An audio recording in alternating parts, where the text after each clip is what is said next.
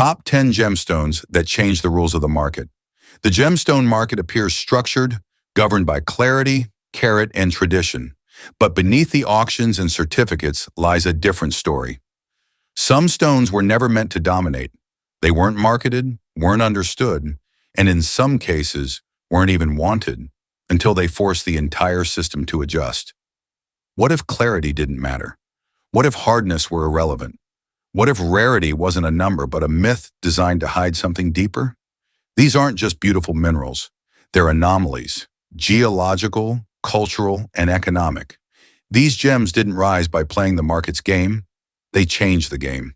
And if you've ever wondered how a forgotten mineral becomes a global asset without warning, this is where that story begins. Don't forget to press and hold that like button, leave a comment, and hit subscribe before we start. Ranked 10th, Oregon Sunstone, the gem that refused to leave. In the windswept high desert of southeastern Oregon, a gemstone quietly redefined how value is measured. Not by global scarcity, not by ancient provenance, but by something far less expected. Legal identity, regional protection, and the decision not to follow the rules of global trade. This was not a discovery made in secret. There were no empires involved, no lost tombs, just a copper-bearing feldspar glowing softly beneath centuries of volcanic dust. Oregon's sunstone is not chemically exotic. It is a type of labradorite, a common feldspar. But what makes it economically and culturally exceptional is the phenomenon known as evanescence, a metallic glitter caused by minute copper inclusions within the crystal. In high-quality stones, this effect can shimmer like suspended sunlight. No other sunstone variety in the world replicates this visual intensity with native copper alone. By the mid-1980s, rockhounds and gem cutters in Oregon had begun noticing something unusual. While feldspar from other parts of the world was treated or enhanced to look appealing, the material from Harney County and Lake County required no intervention. In 1987, the Oregon legislature took the rare step of designating it the official state gemstone. But more than symbolic, this status gave rise to protective measures. The Bureau of Land Management instituted regulated mining zones. Tribal governments established protocols for stewardship. And just like that, a commodity had borders. This changed everything. Oregon Sunstone became the only American gemstone with a trade identity legally tied to its geographic origin, similar to how champagne must originate from the Champagne region. Dealers could no longer import feldspar from other countries and label it Oregon Sunstone. It wasn't just a name, it became a location-controlled asset. As the 1990s gave way to the 2000s, a new kind of gemstone economy emerged in the American West, built not on export, but on local containment. Jewelry brands in Bend and Portland began creating collections around the stone's warm tones and regional authenticity. Tourists traveled to dig sites. Educational outreach programs taught children to face their sunstones. Eventually, the stone gained recognition among international designers, not for its technical rarity, but for its transparent origin and traceable ethics. This movement arrived without the influence of major luxury houses. There was no Tiffany campaign, no Sotheby's bidding war. And yet, prices rose steadily, modestly by global standards, but remarkably for a gemstone with no foreign marketing. Oregon Sunstone became a test case. What if a gem's value didn't depend on crossing oceans or being found in forbidden places? What if value could be legislated, protected, and cultivated right at home? It isn't the hardest stone, nor the rarest, but it changed the rules by never trying to play their game. In a world of globalization, Oregon Sunstone proved that sometimes a gemstone can rise in value, not because the world demands it, but because it refuses to be left behind. Ranked 9th, Rhodochrosite, when beauty became the value. Rhodochrosite is classified as manganese carbonate, software brittle, a poor candidate for jewelry. For decades, it was regarded as a mineralogical curiosity, suitable for academic specimens, valuable in tracing hydrothermal activity, but unsuitable for anything that might endure wear and tear. In the hierarchy of collectible stones, it was often shelved beside calcite, attractive, delicate, forgettable.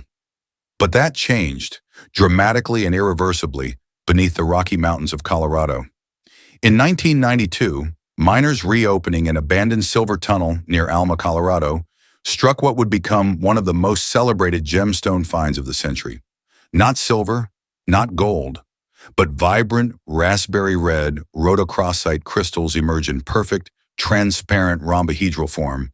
The location, the Sweet Home Mine. The crystals are unlike anything seen before in terms of clarity, symmetry, and saturation. Suddenly the rules shifted. No longer was this a minor carbonate. It was now a visual masterpiece. The Sweet Home deposit didn't just yield beautiful minerals, it redefined rhodochrosite as a marketable gem, even though its physical properties remained unchanged. With a Mohs hardness of only 3.5 to 4, it was still too soft for most commercial jewelry. But buyers no longer cared. Demand grew not for wearability, but for display value. Collectors began paying tens of thousands of dollars for intact clusters. A single museum-grade crystal from Sweet Home fetched $925,000 at auction. Geologists took note. So did curators. For the first time in modern gem trade, a material's fragility didn't diminish its value. It defined it. In this new paradigm, perfection wasn't about resilience. It was about impossibility. Owning a rhodochrosite crystal of that caliber became not an adornment, but a commitment to preservation, to stewardship, to the fleeting nature of geological beauty. Other countries that mine rhodochrosite include Peru, Argentina, and South Africa, but none produce specimens with the deep cherry transparency of Sweet Home. The mine shut down in 2004. Exploration continues under new ownership, but the golden era of Sweet Home is considered closed. In total, fewer than a dozen truly flawless crystals, over 5 centimeters, ever made it to market. Today, when rhodochrosite appears in museums, in New York, London, or Tokyo, it's not in the gemstone wing. It stands in the mineral halls beneath climate-controlled glass, framed not as ornament, but as art. The rise of rhodochrosite didn't just surprise investors, it also caught the attention of the public. It forced the gem world to acknowledge that beauty alone could drive a market, even when the stone itself resisted function. When the mineral is too soft, too fragile, too temperamental to use, and still sells for more than most sapphires, then something more profound is happening. Something market logic wasn't prepared for. Ranked 8th, BENITOITE. The gem California kept quiet. It was never supposed to be a gemstone. When the first crystals were discovered in the rugged mountains of San Benito County in 1907, miners thought they'd found sapphire. The color matched. The crystal habit looked close, but the chemistry didn't. What they'd unearthed wasn't corundum. It was something the gem world had never seen before. BENITOITE is a barium-titanium silicate, an unusual combination rarely found in crystalline form. It fluoresces bright blue under shortwave ultraviolet light. Its dispersion, how it splits light into color, is higher than that of diamond, but its story never followed a diamond's path. From the beginning, BENITOITE was limited not just in quantity, but in geography. The gem occurs almost exclusively in a single location, the Dallas Gem Mine, perched high in the California Coast Ranges. Attempts to find comparable deposits elsewhere have failed. No alternate source has produced stones of faceable quality. The result, a gem with no global supply chain, no alternate market, and no substitute. But rarity wasn't the only reason BENITOITE remained quiet. For much of the 20th century, it existed in obscurity, collected by mineralogists, traded in small lapidary circles, and almost unknown outside of California. In 1985, the state formally recognized it as its official gemstone. Even then, commercial interest remained muted. It didn't help that most crystals were small. Stones over 1 carat are exceedingly rare. Clean stones over 2 carats are practically unheard of. The largest known faceted BENITOITE, just over 15 carats, is in a museum. And yet something changed in the 2000s. Collectors began to realize what jewelers had overlooked. BENITOITE's color wasn't just vivid, it was otherworldly. Its electric blue hue with violet undertones resisted comparison. It didn't look like sapphire. It didn't behave like tanzanite. It stood on its own. As the original mine became depleted and closed to public access, prices began to shift. Not rapidly, but with a quiet persistence. Small, clean stones now fetch thousands per carat. Gem dealers learned to stop treating benitoite like sapphire's cousin and began presenting it as what it had always been: a one-location, one-era gemstone with geological singularity. Today, benitoite holds a curious position in the gem trade. Luxury houses don't advertise it. It rarely appears in auction catalogs. However, among those who track rarity by the gram, rather than the campaign, benitoite represents a different kind of prestige. It's not about size or legend. It's about the discipline of knowing what exists and what likely won't again. Benitoite offers something nearly extinct, a finite mineral bound to one hillside, known to those who've paid attention. And once it's gone, it's not coming back. Ranked 7th, TAAFFEITE, the gem that was misidentified for centuries. Some gemstones enter the market through legend, and then some arrive through error. TAAFFEITE belongs to the second category, a gem that spent much of its existence being something else entirely. The year was 1945. A gemologist in Dublin, Count Edward Charles Richard Taaffe, had purchased a parcel of faceted spinel from a jeweler in London. These were pre-cut stones, likely passed from dealer to dealer with little documentation. But one of them, an unassuming mauve gem, didn't behave like the rest. Taaffe noticed an optical anomaly. The way it refracted light didn't align with spinel's known values. The birefringence was off. The absorption spectrum was different. The stone, it turned out, wasn't spinel at all. It was something entirely new. That stone, later confirmed through laboratory analysis, became the type specimen of a previously unidentified mineral. TAAFFEITE, a beryllium magnesium aluminum oxide with properties overlapping those of spinel and chrysoberyl, yet chemically and optically distinct from both. The discovery presented the gem world with an uncomfortable truth. For decades, perhaps longer, jewelers had likely been mislabeling TAAFFEITE as spinel, unaware that a rarer material had been slipping through the system, faceted, mounted, and sold under another name. TAAFFEITE was discovered already cut. It didn't emerge from a mine or a cave. It was found in a drawer. That fact alone disrupted long-standing assumptions about gem identification and the assignment of value. If a completely new gem could be hiding in plain sight, what else had the market overlooked? Since its identification, TAAFFEITE has remained one of the rarest gemstones known to science.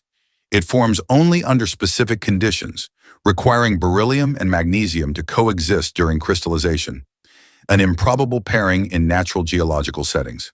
To date, gem-quality specimens have been sourced from Sri Lanka, Myanmar, and southern Tanzania, but always in small quantities. Most TAAFFEITE gems are under 1 carat. Stones over 5 carats are scarce. High-quality purplish or lavender specimens are especially sought after by collectors, not for their brilliance or hardness, but for their classification value. In many ways, TAAFFEITE is less about visual appeal and more about mineralogical identity. It is the gemstone equivalent of a printing error on a rare stamp. Valuable not for what it shows, but for what it reveals. Market behavior around TAAFFEITE has followed no standard trajectory. It has no historical patrons, no marketing campaigns, no national symbolism, and yet its value continues to rise, quietly, incrementally, driven by those who understand just how unlikely its existence truly is. In a world where most gems are mined, marketed, and sold in predictable cycles, TAAFFEITE remains a statistical anomaly, a mistake, a correction, and ultimately a reminder that even in the most scrutinized industries, discovery is still possible. Ranked 6th, Tanzanite, the stone that entered through the front door. Tanzanite didn't come with centuries of folklore or royal lineage. It had no mythological guardian, no imperial archives, and no ancient trade routes. What it had, almost uniquely, was a corporate launch strategy. In 1967, a prospector named Manuel de Sousa found blue crystals in the Marilani Hills at the base of Mount Kilimanjaro in northern Tanzania. At first, they were mistaken for sapphire. However, laboratory analysis soon revealed the truth. This was a variety of zoisite, a calcium aluminum silicate, previously unremarkable in the gem world. However, this variant, rich in vanadium and transformed through gentle heat, displayed a saturated blue-violet color unlike anything else on the market. By the late 1960s, the New York-based luxury retailer had taken notice. Rather than treat this discovery as a curiosity, they recognized a commercial opportunity. Tiffany named the gem after its place of origin, Tanzanite, and launched it with a level of branding rarely seen in the gem trade. Within a few years, Tanzanite appeared in catalogs, showrooms, and magazine spreads. The campaign didn't position it as an alternative to sapphire. It framed it as the next generation of sapphire. What made Tanzanite's rise unusual wasn't its chemistry. Instead, it was the circumstances surrounding its discovery. It was its timing.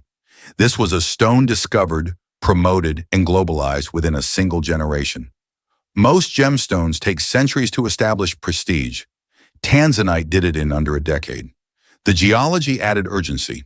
The only known deposit of gem-quality tanzanite lies within a few square kilometers of land near Arusha, Tanzania. The rarity was real, not in the sense of molecular structure, but in terms of geographic isolation. No secondary deposit has ever been found.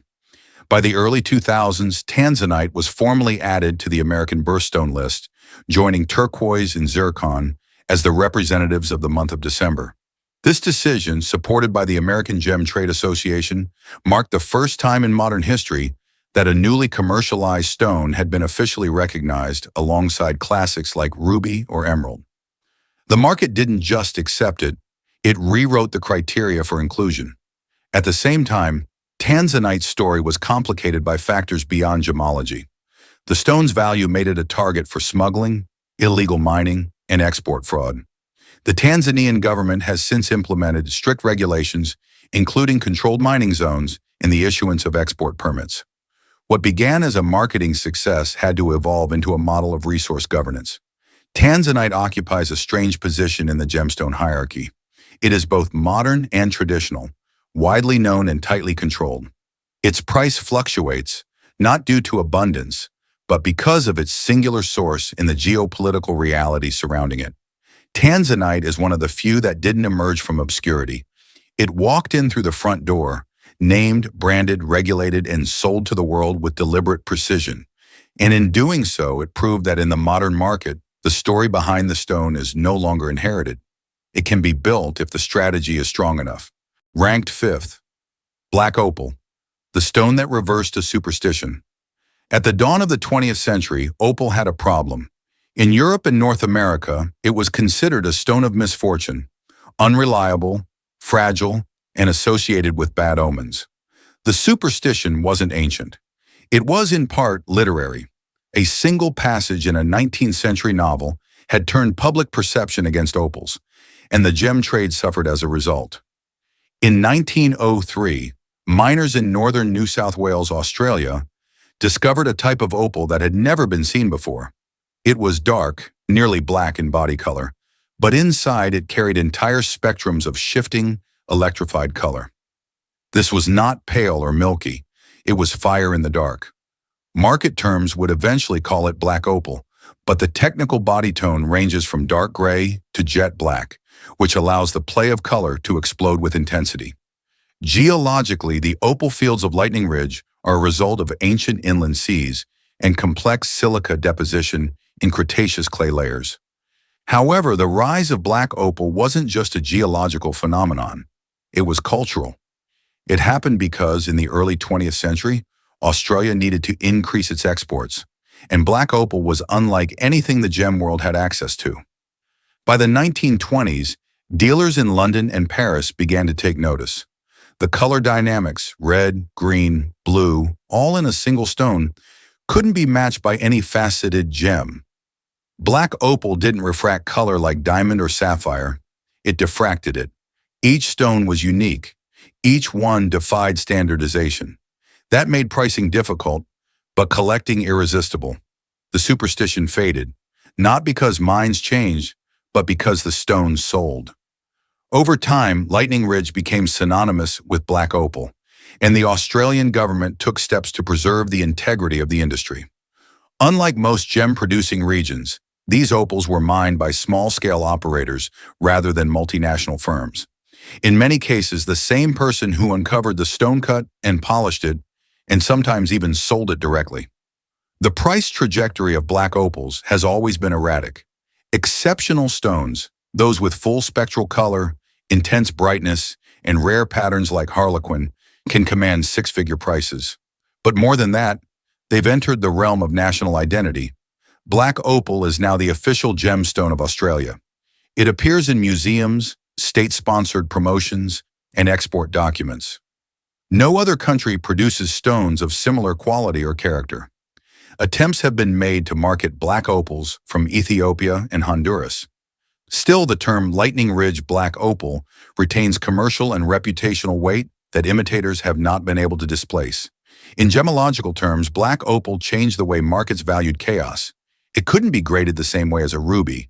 It couldn't be predicted.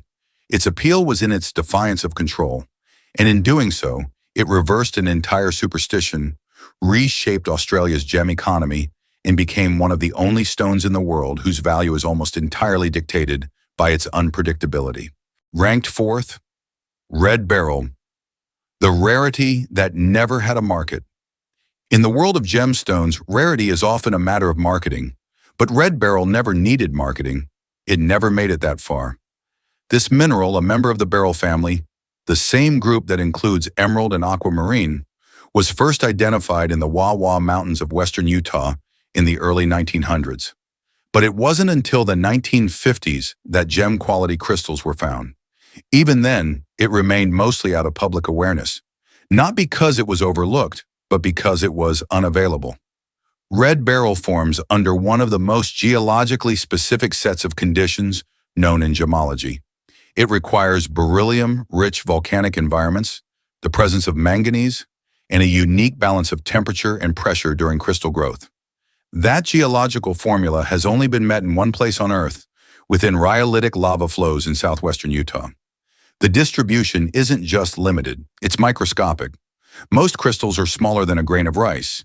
Immensely few grow large enough to be faceted. Fewer still are clean.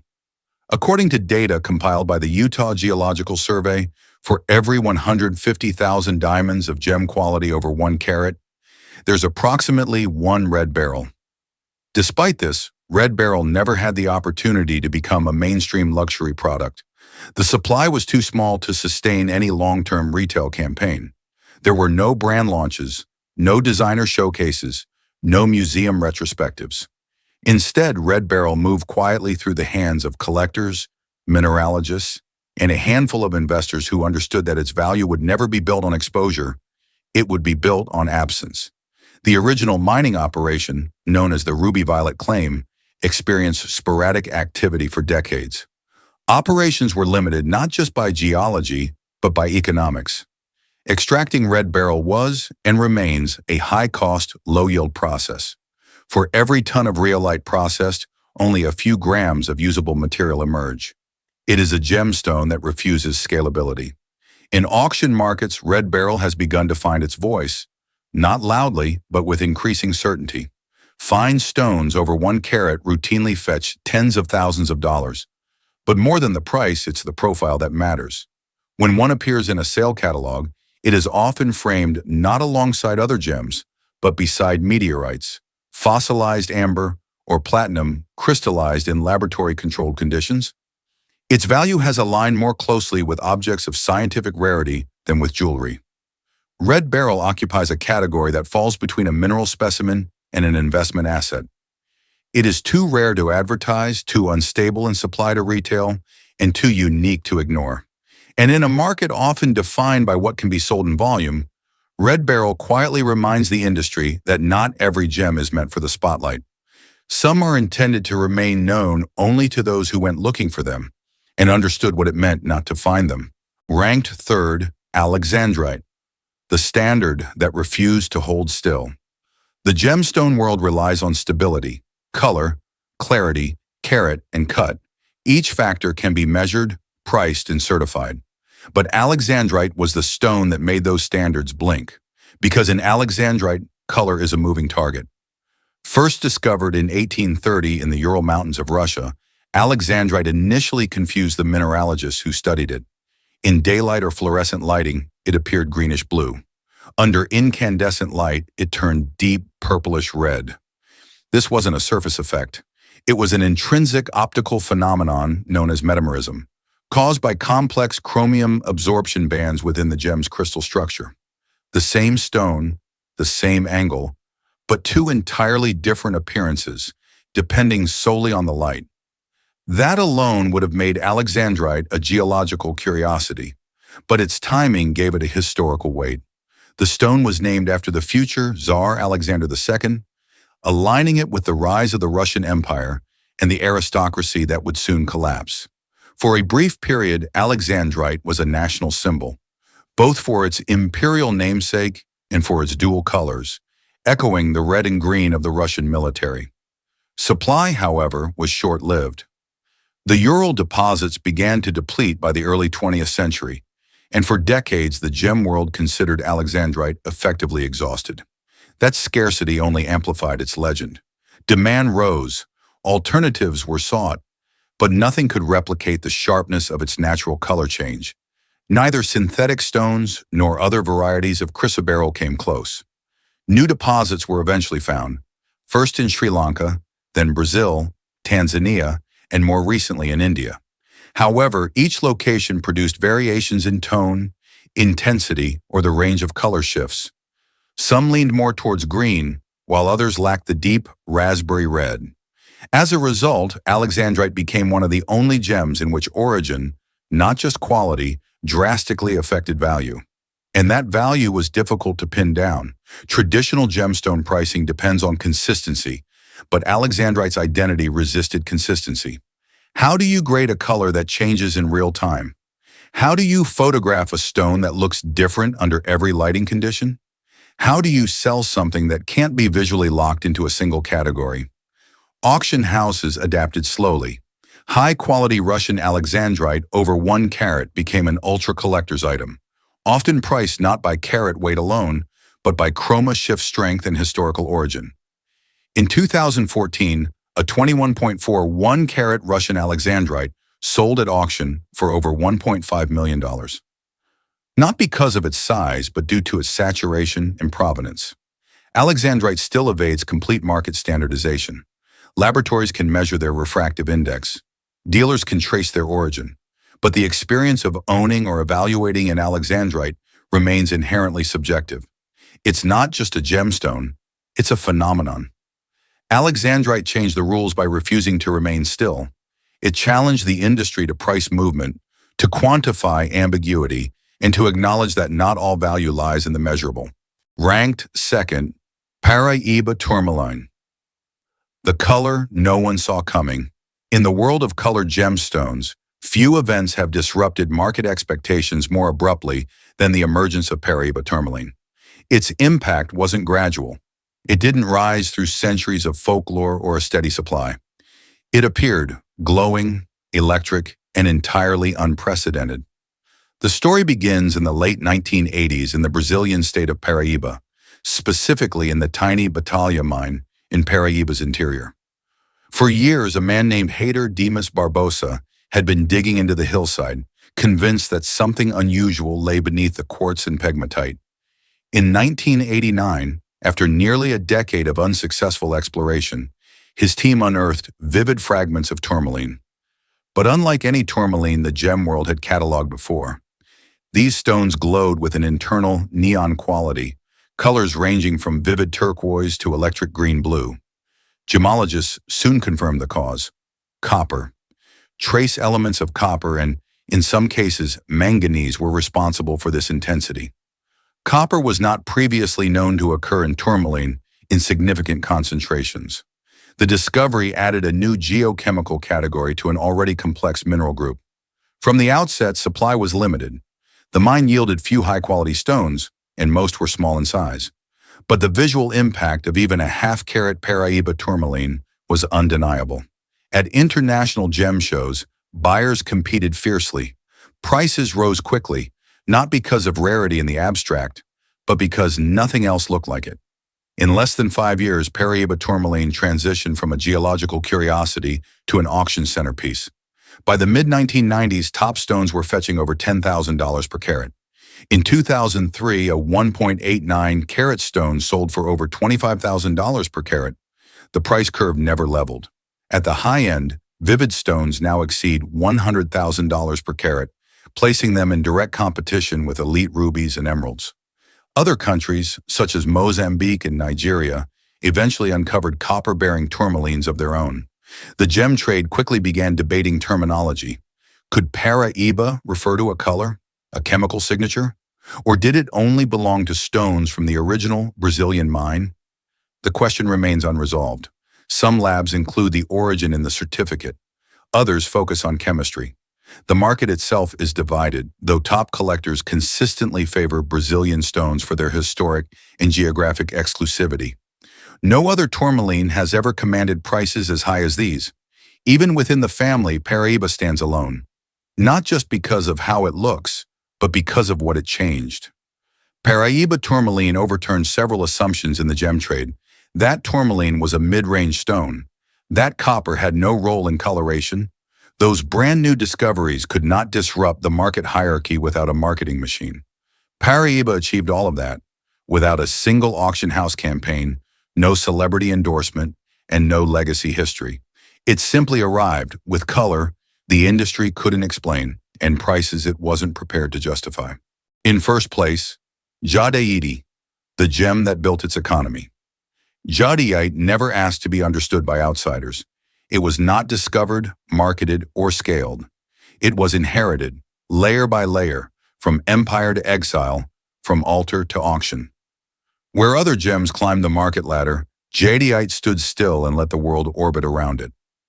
What diamond is to the West, jadeite is to East Asia. But with one fundamental difference. The market that shaped jadeite's power was never public. It was a sovereign, ceremonial, and deeply personal event. For centuries, fine jadeite has not been traded like a commodity. It has been passed down like an inheritance, guarded like a legacy, and priced according to rituals invisible to global institutions. Geologically, jadeite is a pyroxene mineral formed under extreme pressure along subduction zones. Most deposits are opaque or mottled, but in one narrow region of northern Myanmar, near the town of Pakan, nature aligned just right. There, jadeite emerges in its most coveted form, semi-translucent, vibrant green, fine-grained, and almost waxy in luster. The trade refers to it as imperial jade, but that term doesn't appear on any geological map. It's not a mineral grade. It's a judgment born of human culture. In the 18th century, as Chinese imperial courts shifted from nephrite to jadeite, a new hierarchy emerged, not only of color, but of spiritual and dynastic value. Jadeite wasn't just beautiful. It was considered a vessel for virtue, balance, and ancestral memory. Stones were carved, worn, offered, and buried, and yet few were sold. The idea of reducing jadeite to weight and clarity, as with diamonds, was culturally incompatible.